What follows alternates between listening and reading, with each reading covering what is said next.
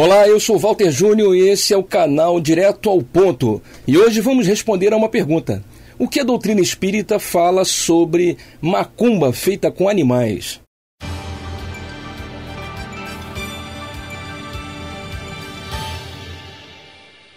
Olá, eu sou Walter Júnior, faço parte do grupo espiritualista Trabalhadores do Bem. Esse é o canal Direto ao Ponto e vamos mais uma vez responder a um ouvinte que nos fez uma pergunta. E você também pode fazer a sua enviando a sua dúvida para o e-mail contato@trabalhadoresdobem.com ou deixando aqui no comentário deste vídeo. Não esqueça de se inscrever em nosso canal e, se tiver gostado do vídeo, clicar no gostei e compartilhar com as pessoas que você acha que precisam ouvir essa mensagem. A pergunta da nossa ouvinte Graziela é a seguinte: o que a doutrina espírita fala sobre pessoas que fazem macumba usando animais? Tipo, usando ratos. Ouvi uma história de uma pessoa que costurou o nome do ex-marido na barriga de um rato. Quais as possíveis consequências para ambos? Vamos direto ao ponto. A doutrina espírita não trata desse assunto, sobre trabalhos de magia, seja magia tida como branca ou tida como negra. Campos magiados não são relacionados e tratados na doutrina espírita, entendendo a doutrina espírita como aqueles 5 livros que compõem a codificação que nós já explicamos em um vídeo anterior. O Livro dos Espíritos, o Livro dos Médiuns, o Evangelho segundo o Espiritismo, Céu, Inferno e a Gênese. E nas obras que vieram em seguida. E nenhuma delas é tratado este assunto. Então a doutrina espírita não trata deste assunto diretamente, apesar do que em diversos outros livros subsequentes e até em livros psicografados pelo grande Chico Xavier, você percebe que os espíritos falam sobre elementos que muitas vezes são manipulados por entidades trevosas e por pessoas e médiuns incautos com a finalidade de prejudicar ou até de abençoar as outras pessoas. Vamos citar aqui alguns exemplos. Se você teve a oportunidade de ler o livro ou ver o filme Nosso Lar, você pode perceber que André Luiz, em dado momento, quando retorna para visitar a sua família e percebe que a sua esposa está se relacionando com outro homem, ele se aborrece. André Luiz fica chateado, perde o controle e temporariamente ele é levado ao ambiente umbralino onde ele estava antes. Quando ele se reconhece naquele ambiente terrível, ele sai do ambiente e vai para a beira da praia, respirar as energias marinhas. Se recompõe através daquelas energias e retorna para a casa onde ele morava, e é o momento onde ele fluidifica a água e cura o futuro marido de sua esposa. Naquele momento você percebe que as águas do mar, o ambiente marinho, profundamente impregnado de energia balsâmica, o fortaleceu, reenergizou, repotencializou sua capacidade fluídica. Ainda no livro Nosso Lar, podemos usar o capítulo 50, eu vou ler no nosso texto. Narcisa, para ajudar familiares de André Luiz, manipula substâncias com emanações do eucalipto e da mangueira para fazer remédio, diz ela no livro Nosso Lar, no capítulo 50. Vamos à natureza, não só o homem pode receber fluidos e emiti-los. As forças naturais fazem o mesmo nos reinos diversos em que se subdividem. Você pode encontrar um exemplo também no livro Ação e Reação, no capítulo 13, onde Silas, sem qualquer outro recurso, conduz Poliana a um bosque vizinho, onde energias imponderáveis da natureza, associados aos fluidos de plantas medicinais, foram trazidos à enferma, que os inalava em longos sorvos. Finalizando, você pode também encontrar outra citação no livro Entre a Terra e o Céu, no capítulo 5, onde André Luiz narra o trabalho dos espíritos em favor de criaturas encarnadas parcialmente desligadas do corpo físico na orla do mar, utilizando a atmosfera marinha impregnada por infinitos recursos de vitalidade da natureza. Essas citações da doutrina ou dos livros relacionados ao espiritismo, nessas citações você percebe certos detalhes que demonstram que a natureza influencia diretamente os seres vivos aqui na Terra. Podemos perceber não só na doutrina espírita, mas inclusive na Bíblia, no próprio Novo e o Velho Testamento, diversas citações. Eu aproveito e cito algumas passagens. Você lê no Evangelho de Marcos, no capítulo 8, versículo 22, Jesus tomou o cego pela mão e o leva para fora da aldeia. Coloca saliva com barro em seus olhos e inicialmente o cego não enxerga. vê homens como se fossem gravetos. Em seguida, Jesus lhe impõe as mãos e, a partir daí, o cego enxerga com tranquilidade. No final do texto, do Marcos 8:22, Jesus ainda faz uma ressalva ao cego, ao antigo cego agora curado. Volte para casa, mas não passe por dentro da aldeia. Percebemos que Jesus manipula elementos que estavam à sua volta, a saliva, o barro, ou tira o doente de dentro da aldeia, muito provavelmente, diríamos até com certeza, devido à necessidade de um ambiente energético mais puro. Lembramos a passagem de Mateus 17:26, onde Jesus precisa atravessar uma aldeia, uma cidade, e sem nenhum recurso financeiro, já que a bolsa estava com outro discípulo, a bolsa de dinheiro, ele pede que um dos discípulos que o acompanhavam jogasse um anzol nas águas.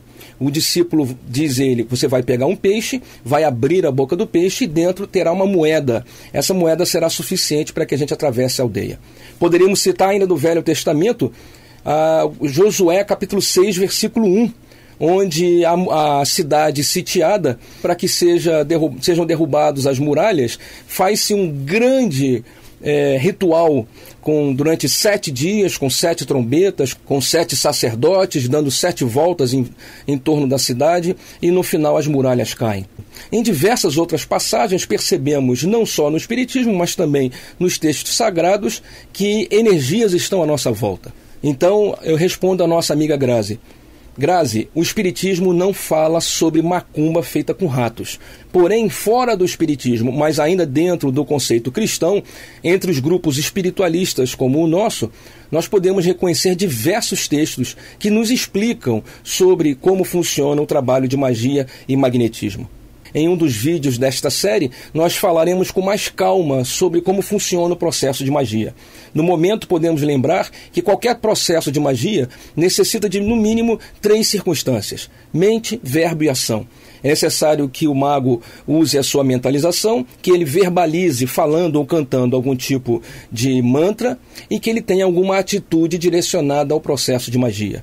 Dentro do contexto da magia, são necessários também os condensadores, que podem ser firmados tanto no reino vegetal, mineral ou animal, além de certos endereços vibratórios para que a vítima seja atingida. No caso da pergunta da nossa irmã Grazi, onde alguém costurou o nome do namorado na barriga de um rato, com certeza era para que o namorado ficasse aprisionado ou morresse, ou ficasse adoentado.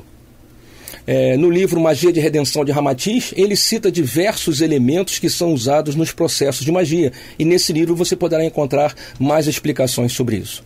Mas ainda na pergunta da nossa irmã Grazi, ela nos diz quais as consequências para os envolvidos. Eu diria, terríveis consequências. Existe uma lei básica no universo criado por Deus, em que toda ação gera uma reação de mesma intensidade, só que de sentido contrário. Mais ou menos como se você pudesse plantar o que quisesse, mas fosse obrigado a colher tudo o que plantou. Sendo assim, aqueles que usaram de magia, de um processo de magia, que deveria ser usado para o bem, para a cura das pessoas, aqueles que usaram as ferramentas da magia para o mal, para trazer doenças ou para amarrações, serão responsáveis pelas atitudes que tomaram. A consciência cósmica nos informa que somos responsáveis pelas atitudes que tomamos, pelas atitudes que não tomamos e até pelas consequências dessas atitudes, sejam aquelas que onde agimos ou aquelas onde nos furtamos agir. Sendo assim, as consequências dos nossos atos são de nossa responsabilidade. E até as consequências daquilo que não fazemos também são de nossas responsabilidades. É importante que entendamos que quando você usa a criação de Deus para o mal, você está se filiando a uma certa classe de espíritos e a uma certa gama de energias que com certeza irão aproveitar ou esperar uma determinada oportunidade para agir sobre você. E aquela pessoa para quem foi direcionada a magia, por que ela sofreu? Por que ela sofre? Não há nenhuma relação entre sermos frágeis ao processo de magia ou de obsessão e a religião em que nós nos encontramos. Sejam os protestantes, os católicos, até os espíritas, os umbandistas, candomblecistas, budistas, enfim, qualquer outra crença. Todos nós somos frágeis diante do processo de magia. Basicamente, existem 4 razões pelas quais nós sofremos a magia. Primeiro de tudo, pelo mundo em que nós nos encontramos. Nós estamos num mundo muito atrasado, onde a dor e o sofrimento permeiam a nossa existência. Segundo, a forma como nós nos relacionamos com a natureza. Nós não respeitamos a obra de Deus. Foi Deus que fez as árvores, foi Deus que fez os animais. E nós maltratamos os animais e destruímos a floresta e as árvores. Dessa forma, nós demonstramos o nosso profundo ódio ou desgosto com a própria obra de Deus. Terceiro, a forma como nós nos alimentamos. Nós nos alimentamos da morte. Nós comemos vísceras de animais. Nós comemos vísceras cadavélicas. Nós nos alimentamos de elementos psíquicos extremamente densos. E os animais são mortos de forma extremamente angustiante e com profundo sofrimento. Toda esta carga emocional, todos os hormônios, todas as enzimas disparadas no momento do sacrifício do animal, nos abatedouros, nos aviários, impregnam esta alimentação. Até as frutas, as hortaliças, são colhidas de forma extremamente industrializada, sem respeitar a natureza. Nós nos alimentamos do sofrimento do outro. E, finalmente, o fato de nós não agirmos no bem. Nós, muitas vezes, cruzamos os braços. Poderíamos estar agindo no mal. Muitos não fazemos.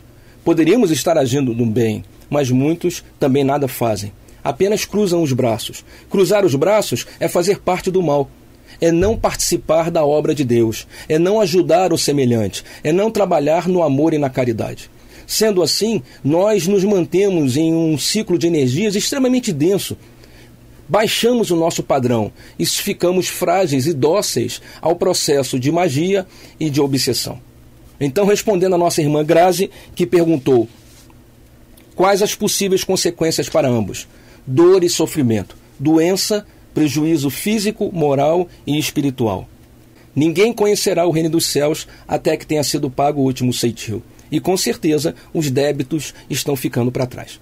Espero ter respondido a nossa irmã Grazi e respondido também qualquer dúvida que você tenha. Se quiser maiores esclarecimentos, deixe sua pergunta aqui no comentário deste vídeo.